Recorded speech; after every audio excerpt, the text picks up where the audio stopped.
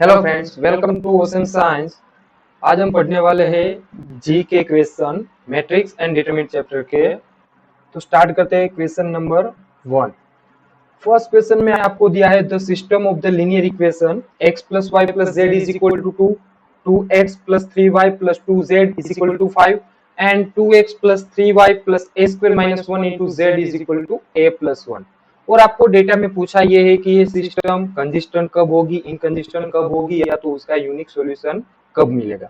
तो हम ये बात जानते हैं कि कोई भी डिटर्मिनेंट है, अगर उसका वन या मोर देन वन सॉल्यूशन मिलता है तो वो सिस्टम है वो कंसिस्टेंट सिस्टम होती है, और अगर इनफाइनाइट सॉल्यूशन मिलते हैं तो वो सिस्टम है वो इनकंसिस्टेंट सिस्टम होती है। अब कंसिस्टेंट सिस्टम है या इनकंसिस्टेंट सिस्टम है, क्वेश्चन वन में आपको एक ही वैल्यू पे डिपेंड करता है सारा डिटर्मिनेंट। अब अगर मैं डिटरमिनेंट इज इक्वल टू 0 ले लेता हूँ और वहां से जो ए की वैल्यू फाइंड करता हूँ, तो वो ए की वैल्यू के लिए पूरी सिस्टम है वो इनकंसिस्टेंट हो जाएगी। तो हम स्टार्ट करते हैं कि पहले तो तीनों इक्वेशन को लिख देते हैं। तो इक्वेशन मैंने लीनियर इक्वेशन थे, तीनों लीनियर इक्वेशन लिख दिए हैं। अब उसका डिटरमिनेंट फॉर्म हम अगर लिखते हैं तो इस तरह से हो जाएगा 1 2 2 1 3 1 1 3 3 एंड 1 2 a स्क्वायर माइनस 1। अगर हम इसको सोल्व करना चाहते हैं कि ऑपरेशन हम जानते हैं डिटरमिनेंट के कि यहाँ पे हम ऑपरेशन करते हैं कि थर्ड रो में से सेकंड रो को माइनस कर देते हैं, तो हमें 2 0 मिल जाएगा और डिटरमिनेंट इजीली ओपन हो जाएगा। अब a स्क्वायर माइनस 3 इसका हमें डिटरमिनेंट ओपन करके आंसर मिलता है। अगर इसका डिटरमिनेंट 0 है, मतलब कि a square is equal to 3 होगा, तब ये सिस्टम है वो इनकंसिस्टेंट सिस्टम हो जाएगी, मतलब कि आपको इनफाइनाइट सॉल्यूशन देगी। अब देखो a square is equal to 3 है, मतलब मैं इसको ये लिख सकता हूँ a is equal to plus और माइनस रूट 3, या तो a is equal to mod of a is equal to root 3। Second question देखते हैं कि आपको a दिया है 2 cross 2 matrix cos theta minus sin theta cos theta. Then the matrix of a raised to minus 50 when theta is equal to pi by 12 is equal to क्या होगा। अब हम जानते हैं कि हमें अगर इनवर्स फाइंड करना है कोई भी मैट्रिक्स का, तो हमारे पास मेथड है a inverse is equal to 1 upon mod of a into ADJ of a। अब ये 2 क्रॉस 2 मैट्रिक्स है तो एडीजे ऑफ a तो आप इजीली निकाल सकते हो। a11 एंड a22 एलिमेंट को इंटरचेंज कर दो एंड a12 एंड a21 की साइन चेंज कर दो, तो वो आपका एडीजे ऑफ a हो जाएगा। सबसे पहले हम यहाँ पे a इनवर्स के लिए मोड ऑफ a निकालेंगे, तो यहाँ पे मोड ऑफ a हमें मिलेगा cos square theta plus sin square theta मतलब 1 एंड एडीजे ऑफ a निकालते हैं तो एडीजे ऑफ a मिलता है हमें cos theta sin theta minus sin theta cos theta.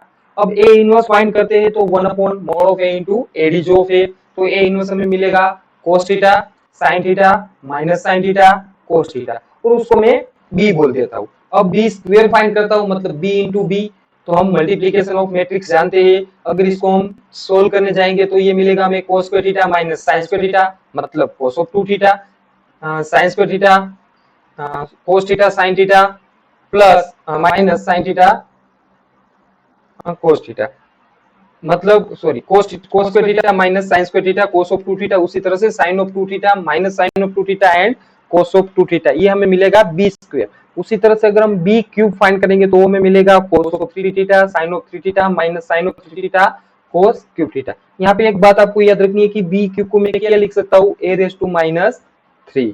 Very good, okay. अब इसी तरह से अगर मैं a raise to minus 50 find करता हूँ, मतलब कि b 50 फाइंड करता हूँ, तो मुझे मिलेगा cos of 50 theta sin of 50 theta minus sin of 50 theta and cos of 50 theta, मतलब कि मुझे theta is equal to pi by 12 है। अगर थीटा की जगह पे मैं पाई बाई 12 लिख देता हूँ तो 50 इंटू पाई अपॉन 12 मतलब कि 25 अपॉन 6 थीटा। अब देखो 25 पाई अपॉन 6 मतलब मैं ये लिख सकता हूँ पाई 4 pi plus pi by 6, 4 pi plus pi by 6 मतलब 24 पाई प्लस पाई 25 पाई बाई 6 हो जाएगा। तो 4 पाई प्लस पाई बाई 6। अब cos of 4 pi plus pi by 6 की वैल्यू है root 3 by 2, sine of 4 pi plus pi by 6 की value है 1 upon root 2। उसी तरह से पूरा डिटरमिनेंट हमें मिल जाएगा कि root 3 by 2, 1 by 2 minus 1 by 2 and root 3 by 2। Third question देखते हैं कि if the system of a linear equation x minus 4y plus 7z is equal to g, 3y minus 5z is equal to h and minus 2x plus 5y minus 9z is equal to k is consistent, then अब देखो ये system consistent है, मतलब कि इसका एक या तो मोर देन वन सॉल्यूशन मिल रहा है, हमें कोई ना कोई सॉल्यूशन मिल रहा है, तब हमें जी एच और के का एक रिलेशन बताना है। तो सिंपल सी बात है, अगर यहाँ पे मैं इक्वेशन फर्स्ट जो दिया है उसको 2 से मल्टीप्लाई करके सेकंड एंड थर्ड में ऐड कर देता हूं, तो मुझे डायरेक्टली जी का रिलेशन, जी एच और के का रिलेशन मिल जाएगा। 2g प्लस एच प्लस के इज इक्वल टू 0, और ये रिलेशन होगा तब सिस्टम है वो कंसिस्टेंट सिस्टम होगी। फोर्थ वन देखते हैं कि अगर एक आपको मैट्रिक्स दिया है, वो इन्वर्टिबल कब है। इन्वर्टिबल मतलब कि उसका इनवर्स कब मिल सकता है। तो हम जानते हैं कि इन्वर्टिबल मैट्रिक्स इनवर्स फाइंड करना है तो हमें डिटरमिनेंट ऑफ ए चाहिए। तो यहाँ पे हम मोड ऑफ ए निकाल लेते हैं। तो मोड ऑफ ए यहाँ पे हम first second and third column में से e raise to t, first में से सेकंड में से e raise to minus t and third में से e raise to minus t को कॉमन निकाल लेते हैं। तो हमें यहाँ पे e raise to minus t plus और माइनस कैंसिल हो जाएगा, तो बचेगा e raise to minus t. और R1 में अगर हम ऑपरेशन करते हैं R1 minus R2 and R2 में ऑपरेशन करते हैं R2 प्लस R3, तो हमें नया डिटरमिनेंट मिलेगा 0, 2 cos t plus sin t, 2 sin t minus cos t, 0 minus cos t minus 3 sin t, minus sin t plus 3 cos t, 1 2 sin t minus 2 cos t। अगर हम इसको आगे solve करना चाहते हैं तो e raise to minus t 0 0, अगर फिर से ऑपरेशन करते हैं R1 रो में R1 प्लस 2 R2, तो फिर से ये 2 cos t plus sin t वो कम हो जाएगा। और लास्ट में हम इसको ओपन करते हैं तो हमें मिल रहा है कि 5 e raise to minus t, और उसकी वैल्यू 0 नहीं है, मतलब कि डिटरमिनेंट ऑफ ए है वो हमें 0 मिल नहीं रहा है, मतलब कि हमें कोई ना कोई इनवर्स मिलेगा। तो यहाँ पे ए फंक्शन है वो इन्वर्टिबल फंक्शन होगा। क्वेश्चन नंबर 5 देखते हैं। If the system of the equation x plus y plus z is equal to 5, x plus 2y plus 3z is equal to 9, x plus 3y plus alpha z is equal to beta has infinitely many solution, then beta minus alpha equals क्या होगा। तो यहाँ पे हमें different different determinant लिखने होंगे। अब यहाँ पे देखो, फर्स्ट डिटरमिनेंट तो मैं डायरेक्टली लिख सकता हूँ 1 1 1 1 2 3 1 3 अल्फा। तो फर्स्ट डिटरमिनेंट मैंने यहाँ पे ये लिख दिया है तो मुझे वो मिलेगा। उसको अगर मैं सोल्व करता हूँ तो एक इक्वेशन मिलता है मुझे अल्फा माइनस 5। दूसरा डिटरमिनेंट हम लिखते हैं डेल्टा 1 5 9 बीटा। अब जो हमारा एक्स है उसका हम यूज करेंगे, बी का यूज करेंगे, तो 5 9 बी 1 2 3 एंड 1 3 अल्फा। फिर यहाँ पे आप कोई भी रो या कॉलम लेके डेल्टा 1 बोल सकते हो। फिर डेल्टा 1 को अगर हम सोल्व करेंगे तो हमें इक्वेशन मिलता है alpha plus beta minus 18। Third second determinant लेते हैं उसी तरह से 1 1 1 5 9 बीटा 1 3 अल्फा, और वहां से भी उसको सोल्व करके एक इक्वेशन बना लेते हैं। डेल्टा 3 लेते हैं, डेल्टा 3 में आएगा 1 1 1 1 2 3 5 9 बीटा, और वहां से एक इक्वेशन हम क्रिएट कर लेंगे तो हमें इक्वेशन मिलेगा। फिर अगर ये सिस्टम है उसके इनफाइनाइटली मेनी सॉल्यूशन है, तब हम ये जानते हैं कि del 1 is equal to del 2 is equal to del 3 is equal to del हमें 0 मिलना चाहिए। और ये सारे इक्वेशन को अगर हम सोल्व करेंगे तो अल्फा की वैल्यू हमें मिलेगी 5 और बीटा की वैल्यू मिलेगी हमें 13। क्वेश्चन नंबर 6 देखते हैं। तो क्वेश्चन नंबर 6 हमें दिया है the number of values of theta, theta belongs to 0 pi, for which of the system of linear equation. और आपको 3 इक्वेशन दिए हैं और बोला has a non trivial solution, मतलब कि उसका सॉल्यूशन क्या मिल रहा है आपको। नॉन ट्रिवियल का मतलब ये होता है कि उसका कोई ना कोई पॉइंट पे आपको सॉल्यूशन मिल रहा है। अब इसके सॉल्यूशन कितने मिलते हैं, 0 टू पाई के बीच में आपको वो पता लगाना है। अब फर्स्ट वन उसका हम डिटरमिनेंट निकाल लेते हैं, sin 3 theta cos 2 theta and 2। फिर 1 3 7 -1 4 7। इक्वेशन को हम किसी भी तरह से लिख सकते हैं। तो अब इसको हम अगर ओपन करते हैं, ओपन करके सॉल्यूशन निकालते हैं तो sin 3 theta plus 2 cos 2 theta minus 2 is equal to 0, मतलब कि 3 sin theta minus 4 sin cube theta plus 2 minus 4 sin square theta minus 2 is equal to 0, मतलब कि 4 sin cube theta plus 4 sin square theta minus 3 sin theta is equal to 0। 2 2 cancel हो जाएंगे। वहां से हम अगर sin थीटा कॉमन निकाल लेते हैं तो 4 sin square theta plus 4 sin theta minus 3 is equal to 0। अब या तो sin थीटा की वैल्यू 0 होगी या तो 4 sin square theta plus 4 sin theta minus 3 का हम अगर सॉल्यूशन निकालते हैं आगे तो हमें आंसर मिलेगा sin थीटा की वैल्यू या तो 0 है या तो sin थीटा है वो 1/2 है। sin थीटा माइनस 3/2 पॉसिबल नहीं है क्योंकि थीटा बिलोंग्स टू 0 टू पाई। तो यहाँ पे थीटा की वैल्यू 0 है, वो sin थीटा की वैल्यू 0 है या तो 1/2 है, मतलब कि थीटा या तो π/6 है या तो 5π/6 है। तभी आपको उसके दो trivial solution, non trivial solution मिल सकते हैं। क्वेश्चन नंबर 7 देखते हैं। Let A 2b1 b square plus 1 b1 b2 और b की वैल्यू हमें बोला है ग्रेटर देन 0 है, then the minimum value of determinant of a upon b is. तो सबसे पहले तो जो मैट्रिक्स दिया है उसका हम डिटरमिनेंट निकाल लेते हैं क्योंकि हमें डिटरमिनेंट ऑफ a की वैल्यू चाहिए। तो हम अगर उसको ओपन करके वैल्यू निकालते हैं तो हमें मिल रही है b स्क्वायर प्लस 3। अब देखो हमें मिनिमम वैल्यू फाइंड करनी है determinant of a upon b की, तो उसको 20 से डिवाइड करते हैं अगर हम, तो हमें आंसर मिलता है b प्लस 3 बाय b।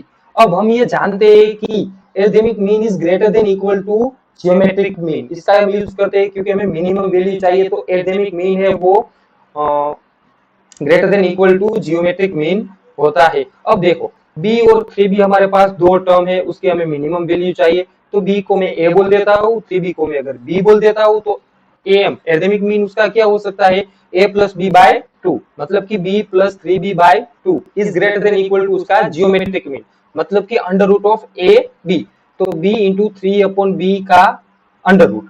तो इसको अगर हम सोल्व करेंगे तो b plus 3b is equal to greater than equal to हमें क्या मिलेगा 2√3, मतलब कि ये जो इक्वेशन है उसकी मिनिमम वैल्यू हमें मिल सकती है 2√3।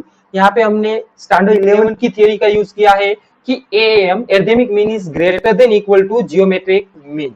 ओके, चलते हैं नेक्स्ट क्वेश्चन की ओर, क्वेश्चन नंबर 8।